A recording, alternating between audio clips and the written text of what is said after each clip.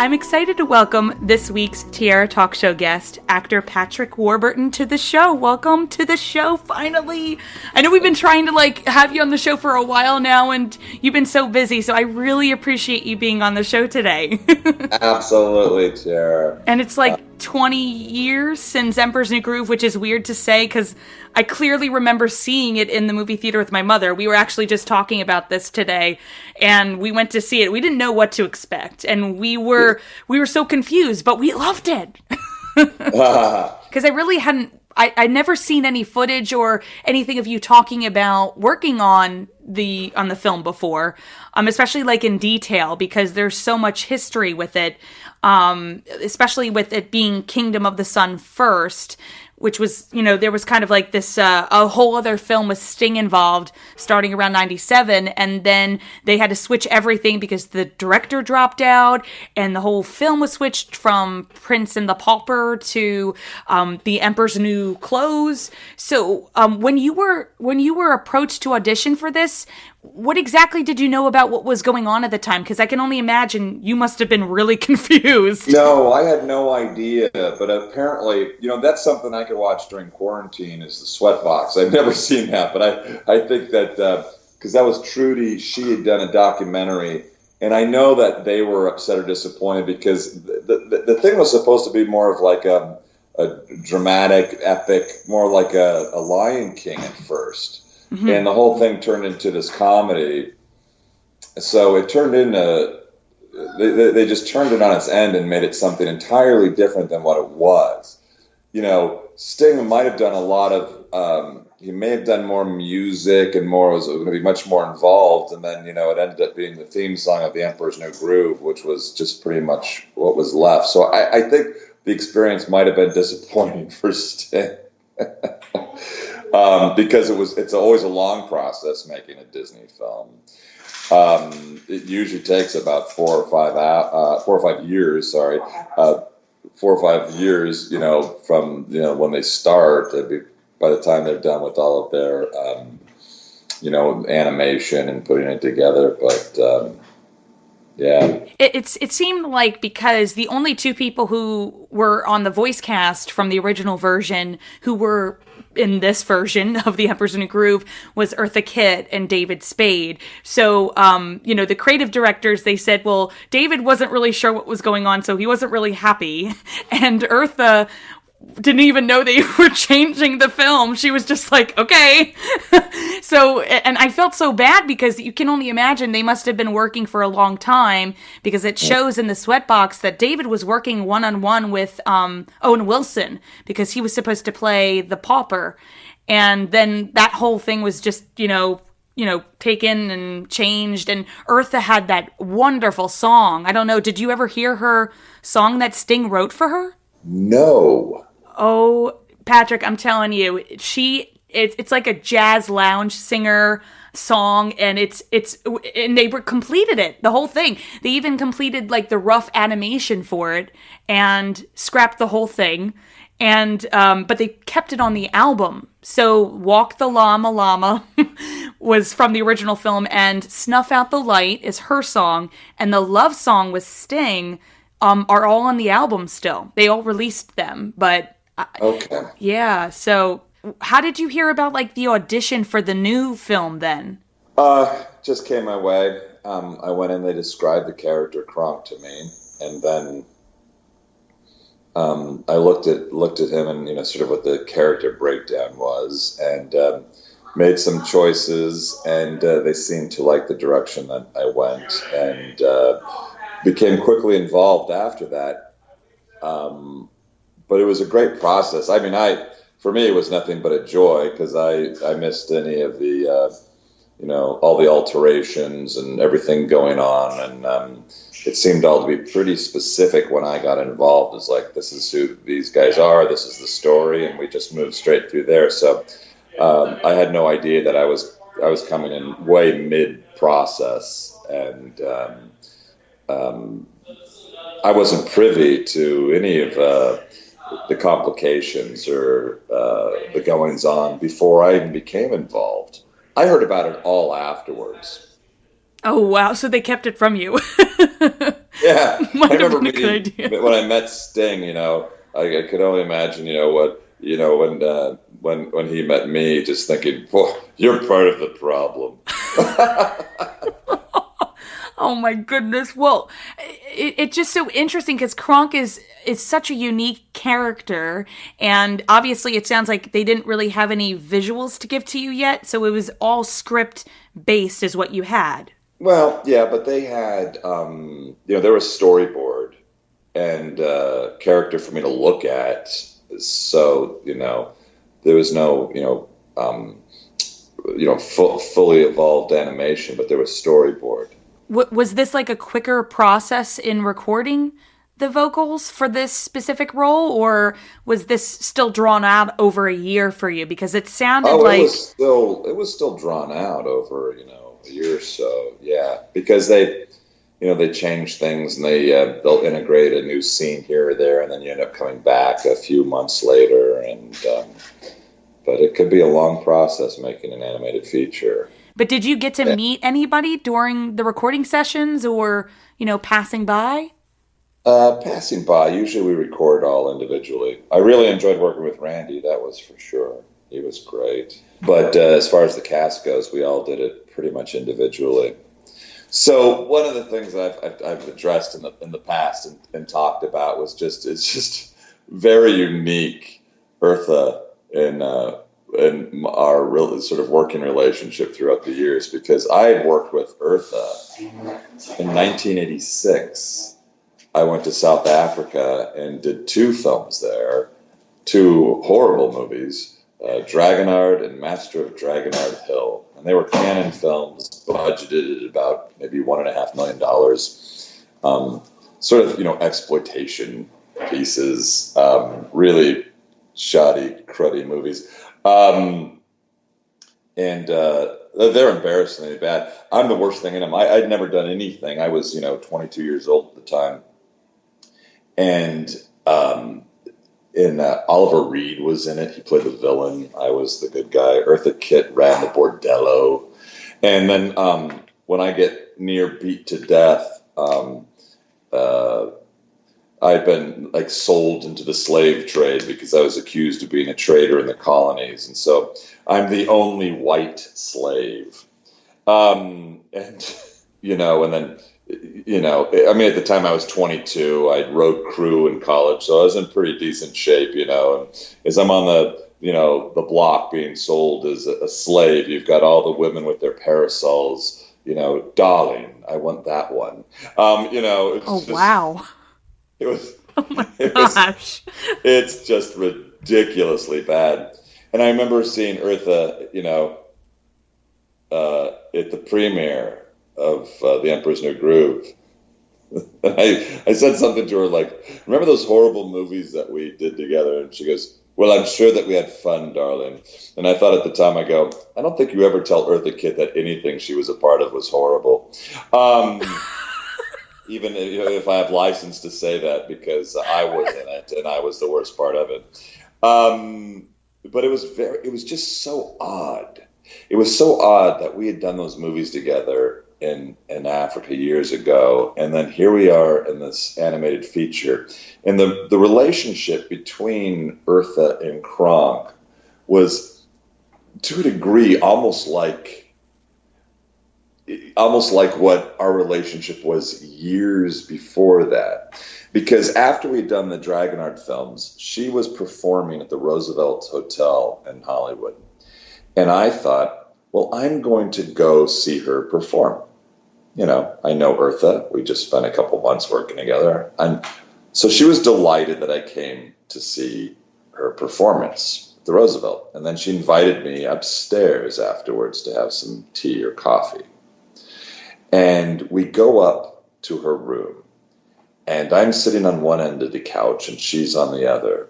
And she excuses her butler or assistant out of the room. And now it's just Eartha and I. And it's a little awkward. And she's sitting on one end of the couch and she's petting this animal, a creature. I couldn't tell you if it was a dog or a cat. I could tell you it had so much hair on it that you couldn't see its eyes. It was just a creature with covered in hair, and she's petting it, and she's like, "How are you, darling?" And I go, "I'm fine, Mrs. Kitt." And there was just such a gap between some kid who grew up in very sheltered Orange County and saw none of the world, and the very worldly Eartha Kitt. And there was just such an imbalance there.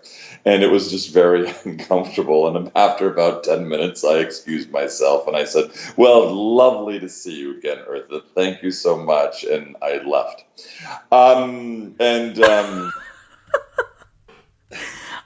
my goodness. Yeah. So wait. So you met her before the film, and then when you did Emperor's New Groove, you guys, did you know that she was going to be playing Yzma at that point, or did you see her at all before the red carpet? No, it's just like on the red carpet, you know. And then a few years later, during the Hollywood Christmas parade, we were invited. There was an Emperor's New Groove float. And Eartha was on it, and I was on it. And I brought my daughter, who was probably 11 years old at the time. And I was very excited for her to be able to spend some time with Eartha. And we all sat on the float in the Hollywood Christmas parade. So that was fun. Mickey Rooney was there, and wow, that was very cool. I need to find footage of that, because I didn't even know that was a thing. That's really cool. Yeah, but she was an amazing woman and a legend. She was in an acting workshop class with my mother years ago, because my mother was an actress. And my mother was very, very religious, and she wouldn't curse. She wouldn't play characters like she was asked to do a show on Broadway with George C. Scott, but she would have had to have played a prostitute, and my mother would not play a prostitute. My mother was very proper, and Eartha remembered my mother. She would give her a hard time, I think, sometimes. Oh, she was the good girl. That's how she would refer to my mom. Yes.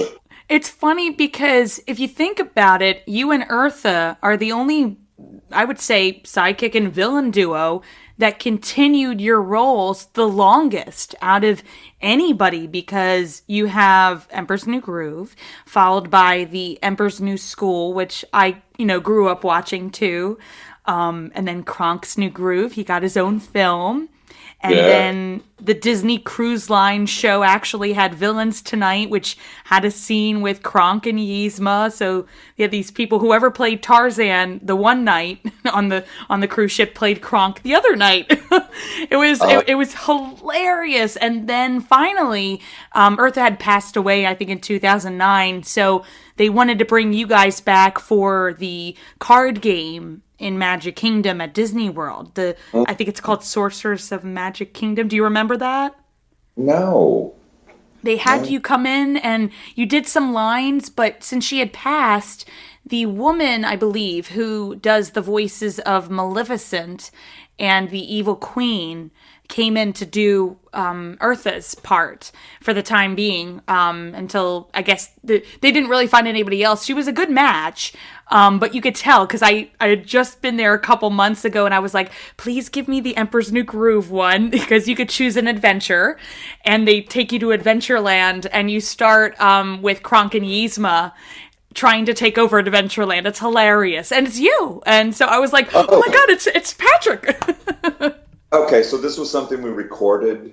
Yeah. I think it was like 2013 was when the game came out. I would only assume they probably said, hey, we have a new project we're doing for the parks, and we want to put Kronk in it. Can you record a couple lines? Because I do have, yes, I have a faint recollection of that now, yes. We want some representation for you guys, because it's such a unique film. It's so different. So what did you think when you finally saw the finished project? Well, it was great fun, that was for sure. It was very exciting for me. I grew up on Disney. I grew up in Huntington Beach. We were probably only a 25-minute drive or so from Disneyland. And so I grew up going to Disneyland. I grew up in, as I gave you a little intel there on mom. Mom and dad, they're very strict and very Catholic, very strict. And I have three younger sisters. So growing up in our household, we were only allowed to watch, in those early years, Little House on the Prairie during the week. And then on Sunday nights, we could watch The Wonderful World of Disney, I remember. And, but Disney is always had a very special place for me and my youth and growing up. And I've always been a big Disney file my whole life. And any opportunity to work with Disney was always very special. So, it's been great. And since then, to be able to do things like that, host the Soaring over California and then the World Ride, and then to work on some Star Tours, that was very cool. And we did Buzz Lightyear. I got to do Buzz Lightyear Star Command for that Disney series. And Roy Disney, when he was in his 90s, did a documentary about sailing. And it's like the race where the sailing race from, California to Hawaii. And that was Roy's passion. And I forget the title of it now, but he requested that I narrate. And so I went in to narrate. And as I was narrating, normally you're by yourself in, a sound studio. In this case, I was narrating with Roy sitting right next to me. And it was very intimidating. And of course, he was a lovely gentleman and,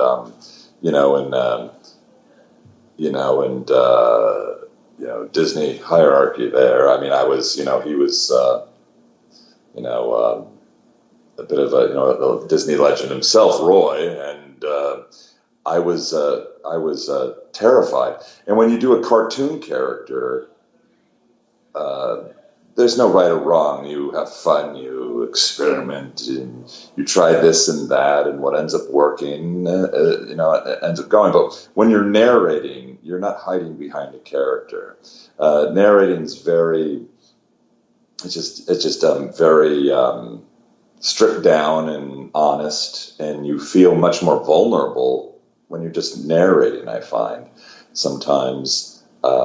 And especially if it's a passion project of someone like Roy Disney's and he's listening to how you say every word, it's nerve-wracking. And so I remember at one point, just sort of to lighten the mood, I guess for me, I thought, I'm going to tell Roy about the time I got kicked out of Disneyland. Oh my goodness, what did he say? Yes, well, I was about 19 years old. And I had a buddy that was working on the monorail at the time. And so another buddy of mine and I came to meet him. And then we were cruising around the park. And we got on the People Mover, which is a ride that hasn't existed for some 20 years now or more maybe. And we're on the People Mover. And we stupidly thought it would be fun to get off the People Mover while it was going. And just run, try to escape. Stupid. They have cameras everywhere. The second we got off the ride, the whole ride stopped.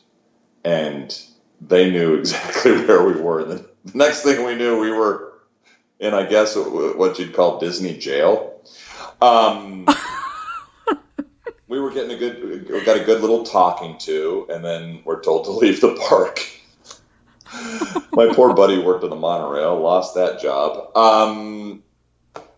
No. Anyways, Roy seemed to be amused by the story. I'm assuming a lot of people come up to you and go, oh my gosh, you're the voice of Kronk, or you're also Patrick, chief flight attendant of Soaring. Yeah. What was it like to film the Soaring Pieces? Because it was when that first came out, because originally it was in Disneyland and they brought it to Disney World, and oh my gosh, it was huge. It was humongously popular, and everybody loved, your portion of the video. So, and they've kept it after all these years, thank God. Yes, that was a great opportunity. I just remember getting the offer. I went in to do it, and And then, please, oh God, forgive me, because my mind's not working right now. He ran Disney, he ran Pixar. He's great. Why can't I think of his name? John Lasseter? Lasseter. So Lasseter was there, and I bumped into him when we were shooting the opening for Soaring, and he came up and said hi, and he wanted to take me for a tour of the park. So I cruised around with Lasseter, and we went into a Bug's Life. Now, Bug's Life, that attraction wasn't even open yet. So we sat in there in an empty Bug's Life and watched that attraction, and just had a lovely time hanging out. But always a big fan of his, and he said he was a huge fan of mine, but then I never ended up working with him on anything, which I would have loved to have. And I know he's still working now, and I think he's developing his own production company. But yeah, it was a great experience getting to do that and to be a part of that. And to still be a part of it. I really wasn't sure what was going to happen when they changed the ride over from Soaring over California to Soaring over the World, but I was very, very pleased to say that they kept me, yes. So I wasn't sure what was going to happen there. There was going to be an uproar, Patrick, if they did not keep you. I'm telling you, the Disney community, huge fans of yours, I'm telling you. And they even, I have to send you, some people do, t-shirts and fun things and quotes from attractions, because sometimes Disney doesn't do them. But there is one that says, "Nice work, pal." And yes. it's designed like the Soaring logo. I'll send it to you because it's just so cute. I love it. And, I love to... when I'm at Disneyland with my family, and we get there maybe once a year or once every couple of years, but it's I always love to embarrass the family. So there's a couple of things that I'll do. One is when we're on the Pirates of the Caribbean ride, is those boats quietly go past the restaurant. I'll usually yell out in a pirate voice, "I recommend the veal." I remember one time we were doing that in the restaurant, and one of the really stuffy waiters across, from the restaurant to the boats going by, I could hear him very loudly go, "Shh." Like we're ruining everybody's evening. It's a fun, stupid thing, and I have to do it every time. And then what we'll do is we'll be in the Soaring over California, line, and maybe very quietly sneak in, and if nobody's recognized me, before I come on screen there, I'll go to everybody. "Oh, quiet, everyone! I love this guy." And then everybody starts looking at me. My kids are like, "You're an idiot," and then they recognize that it's me, and then I'll look at some kid and I'll go, I know it looks like my son." What are your overall thoughts on how Kronk has been received as a Disney character? Are you kind of shocked that, people really dug his character? Or were you like, I think this is going to be something that will click with the audience? Well, that's always your hope. And it's been, great to see throughout the years, just how the fans have embraced Kronk and have loved him throughout the years. And he's a fun character. I think he was unique. And I think in regards to your villains, your Disney villains, that there is something unique with Kronk and Yzma is a villain team. And the whole dynamic there. And there was some fun sort of, more subversive, adult humor in that sometimes there isn't in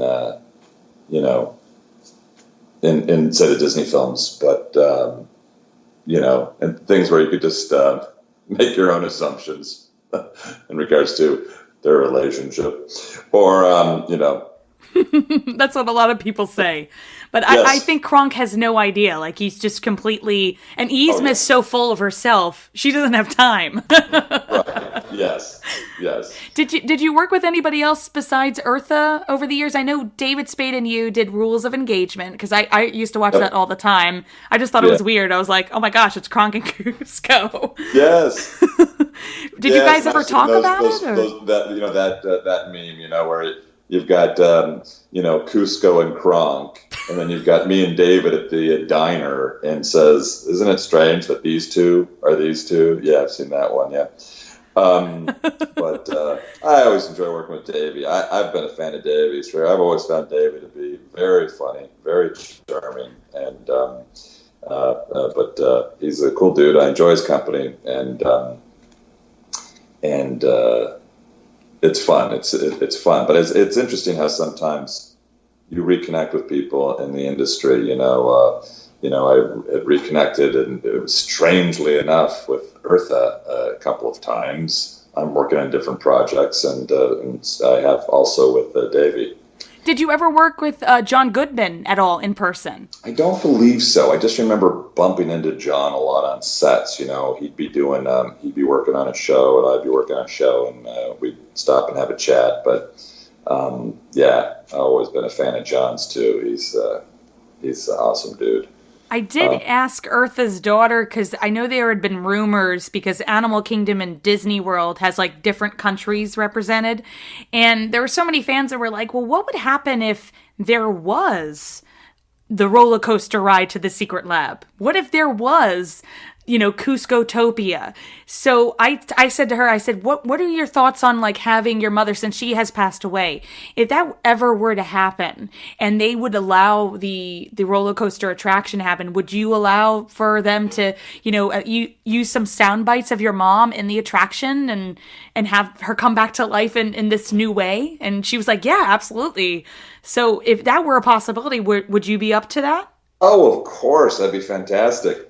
I just thought of something ridiculous and funny. Last year, my wife and I did some traveling, and we went to Peru with my sister and brother-in-law.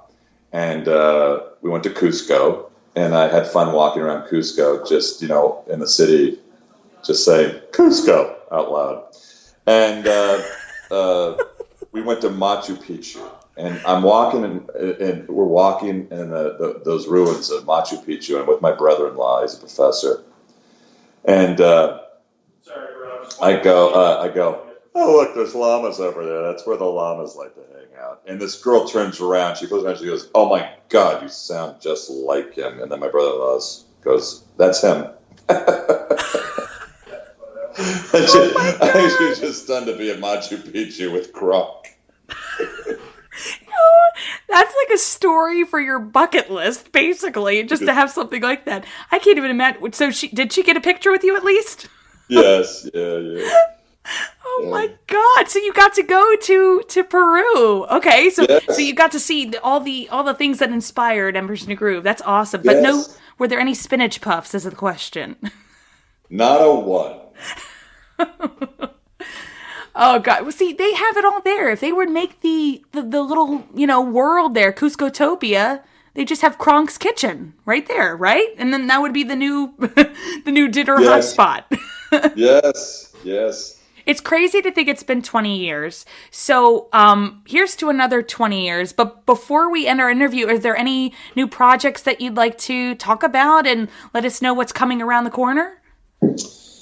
The last major thing I worked on was a fantastic experience. I got to spend a couple of years, for the better part of 2 years in Vancouver, doing a series of unfortunate events with the great Barry Sonnenfeld. And that was an amazing experience. So that's on Netflix right now. But then I took a year off, and my wife and I did some traveling, which was long overdue. And that's when I went to Peru. And we also went to Africa and some other wonderful places. Since I've been back, I've been slow getting started again, but just dabbling, doing a couple of things here and there. I worked on a film with Simon Pegg and Lily Collins called Inheritance, which is a psychological thriller. And I did like cameos, they call it, in Space Force with Steve Carell's. That was fun. That's coming out, I guess, end of May on Netflix.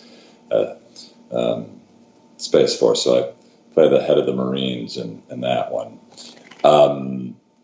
And just a couple of other little things here and there, but no, just in development on some things right now. And I've been in development with Barry on another project, so we'll see if something comes of that. And also for our listeners, please follow Patrick. He is on Twitter. I'll put his link to his Twitter page in the show notes below, so you could check that out. And I have 3 final Disney-themed questions I ask to each of my guests. I call them the Fab 3. So We'll start with the Donald question, which is, as a child, what Disney film was one of your favorites to see in the movie theater? Boy, I remember seeing, I believe I saw the Sword and the Stone. I believe Sebastian Cabot narrated that. I remember seeing The Treasure of Matacumbe in theaters, an old Disney movie, and I enjoyed that one. And that was live action. And a goofy question, what Disney character, besides any of the ones in Emperor's New Groove, do you think might be your best friend if you met them in person? No, I've never thought about this one. Are you into fun? Would you have a more sophisticated friend or a more funny friend? I don't know why Genie is popping in my head for you. I'm going with Genie. He'd be great. Well, also, listen, the Genie would be a great friend to have in any trouble. You're in trouble. You need a Genie. I loved Robin Williams' Genie. He was that was genius. So. And finally, our Mickey question: if I asked you to name any Disney song at this very moment, what immediately comes to mind? Disney song. I don't know. Not that it's my favorite, but what is it? A Whole New World. From Aladdin. Yes, I guess that's the first thing that popped in my mind. Yes. I'm surprised they really never asked you to sing as Kronk at some point, because that would be so much fun. It must be fun. I did, though. I did in the TV series. You're really? Yeah. I forget the song, but I remember part of it was I'm here, and the sky is so clear. It's all too late. Look, I may even find a date. Something like that. Yeah, it was really fun. Oh my, I don't remember that episode. I'm going to have to find it now. Yeah, there's a Kronk song, yes. Well, 20 more years of Kronk are going to be coming at us, hopefully, with maybe a remake. Maybe they might bring back him in some other retrospect. But man, Patrick, you really delivered on this, unusual but lovable character that everybody loves. You have big fans. You really do.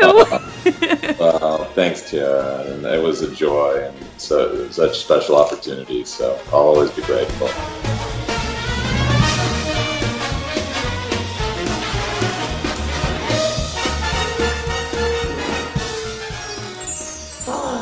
That's it, Kronk. Break the door down. Break it down? What, are you kidding me? This is hand-carved mahogany. I don't care, you fool. Get out of my way.